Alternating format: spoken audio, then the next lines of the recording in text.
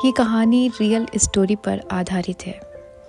एक अनपढ़ माँ की वो कहानी जिसने अपने बेटे को आईएएस अफसर बना दिया, मिट्टी से मेहनत तक। यह एक सच्ची भावना पर आधारित कहानी है। तो आइए इस कहानी को हम शुरू करते हैं। मिट्टी की माँ और अफसर बेटा, एक सच्ची कहानी।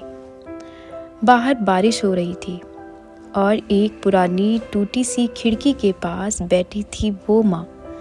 गीले बाल, कांपते हाथ और आंखों में एक सपना। वो खुद स्कूल कभी नहीं जा पाई, लेकिन अपने बेटे के लिए उसने पूरी दुनिया पढ़ ली थी, बिना किताब खोले। ये कहानी उस माँ की है और उसी बेटे की जो आज देश का अफसर है, लेकिन जिसकी जड़ें अब भी उसी मिट्टी से जुड़ी हैं जहां माँ ने उसकी जिंदगी बोई थी। उसका नाम था काली बाई। एक छोटा सा गांव, राजस्थान की गर्म धरती। न बिजली, न पानी, न स्कूल। दिन शुरू होता था मिट्टी लीपने से और ख़त्म होता था किसी खेत की मजदूरी से। लेकिन जब उसका बेटा पैदा हुआ, उसने पहली बार खुद से सवाल किया, क्या ये बच्चा भी मेरी तरह जिएगा? और उसी दिन से शुरू हुआ एक ऐसा संघर्ष जो कभी किताबों में नहीं लिखा गया, लिखा भी नहीं जाएगा, लेकिन माँ की हथेलियों की लकीरों में साफ दिखता है। छोटा सा लड़का अर्जुन। माँ उसे रोज आधा किलोमीटर दूर पैदल ले जाकर एक झोपड़ी जैसे स्कूल में दाखिला करा दिया। पैसे नहीं थे तो माँ ने अपने गहने बेचे। ट्यूशन का खर्च उठाने के लिए खेत में और घंटे काम किए। गांव के लोग हंसते थे, तू खुद कभी स्कूल नहीं गई, तेरा बेटा क्या अफसर बनेगा? लेकिन काली बाई सिर्फ मुस्कुराती और बेटे की किताब पर हाथ रखकर कहती, ये किताब नहीं, मेरा सपना है, तू इसे गिरने मत देना।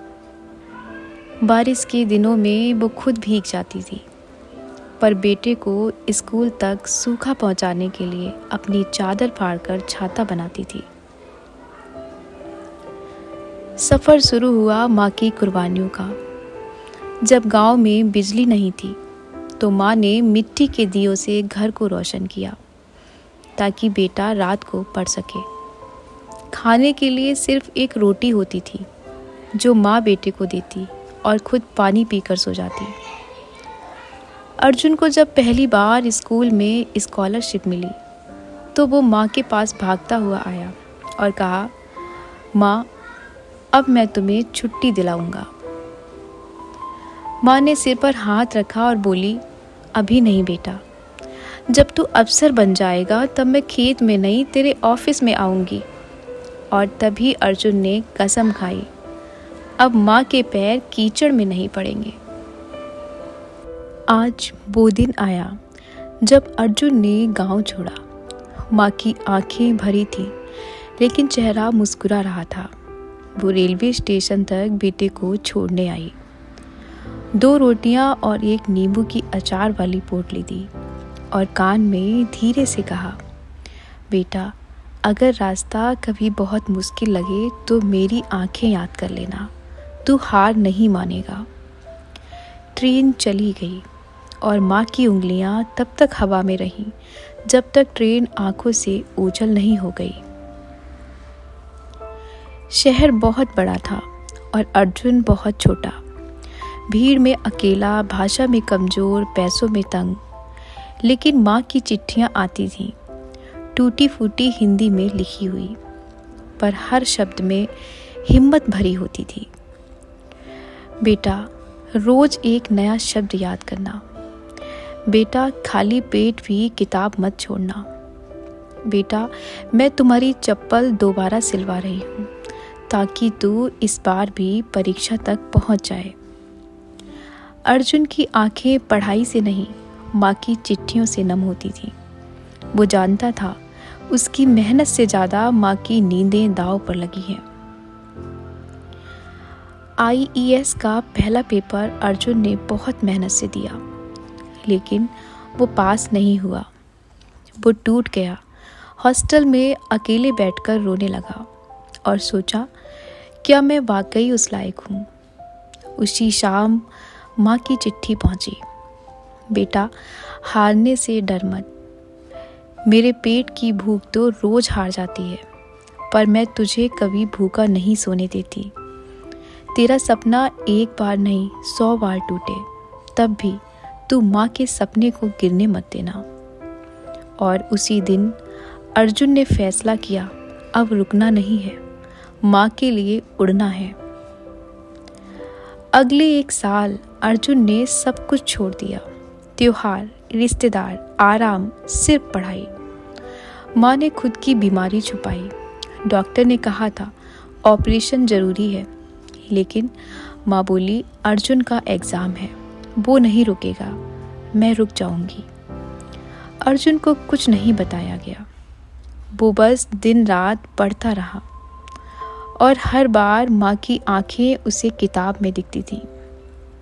और फिर परीक्षा का दिन आया और अर्जुन ने माँ की चिट्ठी को जेब में रखकर एग्ज़ाम दिया। उस दिन उसने सिर्फ सवाल नहीं हल किए, उसने माँ की नींदें, भूख और आंसुओं को जवाब दिया। उस रात अर्जुन को नींद नहीं आई। रिजल्ट आने वाला था, एक ऐसा दिन जो तय करेगा कि माँ ने जो कुछ छोड़ा वो सब बेकार तो नहीं गया। दूसरी तरफ गांव में काली बाई चुपचाप बैठी थी। मंदिर में दिया जला रखा था और दिए की लौ से ज़्यादा तेज चल रही थी उसकी उम्मीद। उसने कोई पटाखा नहीं रखा था, लेकिन एक मिठाई जरूर रख ली थी। अगर आज मेरा बेटा पास हो गया तो मैं पहली बार खुद अपने हाथ से खाऊंगी, वरना फिर वही पानी। 11 बजे वेबसाइट खुली। अर्जुन कांपते हाथों से लिस्ट स्क्रॉल करता है और फिर वहाँ उसका नाम था, Arjun Kalibai, all India rank 37 IES। उसकी आंखें भर आईं, लेकिन इस बार आंसू हार के नहीं, माँ की जीत के थे। वो तुरंत माँ को फ़ोन करता है और जैसे ही माँ सुनती है, माँ तेरी चप्पल वाले पैर अब अफसर के ऑफिस में आएंगे। माँ कुछ नहीं बोलती, बस फ़ोन नीचे रख देती है और आसमान की तरफ देखती है, जैसे भगवान से कह रही हो, अब तू ले चल, मेरा बेटा अफसर बन गया है। कुछ दिन बाद अर्जुन गांव आता है, IES का बैच पहनकर, नई सफ़ेद शर्ट में। गांव में ढोल नहीं बजे, लेकिन माँ की आंखों से निकले आंसू उसके लिए सबसे बड़ा सम्मान थे। वो माँ के पैरों में झुकता है और माँ कहती है, उठ जा बेटा, अब तू मेरा सपना नहीं, अब तू इस देश की उम्मीद बन गया है। अर्जुन अपनी पहली सैलरी माँ के हाथ में रखता है और माँ उसे एक लकड़ी की पुरानी पोटली देती है, वही जिसमें उसने पहली बार बेटे को अचार और रोटियां दी थीं। आज अर्जुन एक बड़ा अफसर है, लेकिन जब भी किसी छोटे गांव में जाता है तो सबसे पहले स्कूल ढूंढता है। माँ अब नहीं रही, लेकिन अर्जुन जब भी ऑफिस में जाता है तो जेब में माँ की पुरानी चिट्ठी रखता है। इस कहानी से हमें सीखने को मिलता है कि माँ सिर्फ जन्म नहीं देती, माँ अपने आंसू देकर सपनों को जीती है। कि जब कोई पढ़ा लिखा नहीं होकर भी तुम्हारे पढ़ने की सबसे बड़ी वजह बन जाए, वो माँ होती है। ये कहानी अगर आपको पसंद आई हो तो लाइक, शेयर और सब्सक्राइब ज़रूर करिएगा।